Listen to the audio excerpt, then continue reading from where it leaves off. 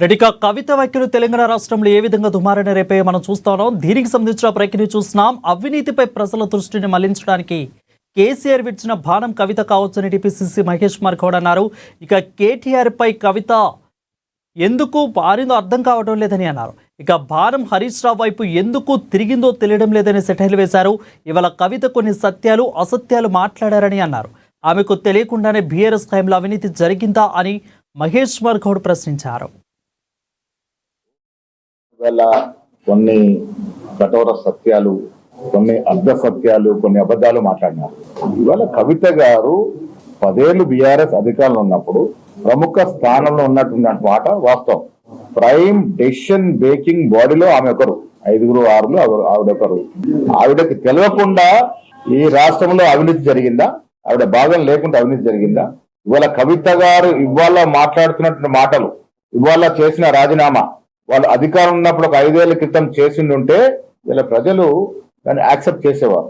నిజంగా కూడా ఆవిడ నాయకురాలుగా ఎదిగే అవకాశాలు ఉంటుంటే.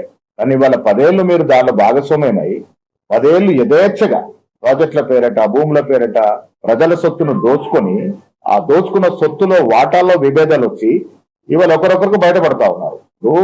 దొంగల మూటా కూడా సొమ్ము దొంగలించినప్పుడు వాటాల్లో తేడాలు వచ్చి తగులాడుకొని బయటపడి పోలీసులు దొరికిపోతా ఉంటారు. వీళ్ళ అంశం కూడా అదే రకంగా ఉంది. ఇప్పుడు సంతోష్ రావు గారు నాకన్నా ఎక్కువ సంపాదించినారని, హరీష్ రావు గారు మా అన్నకన్నా ఎక్కువ సంపాదించినారని, అంతా కూడా వాటాల తగాదా.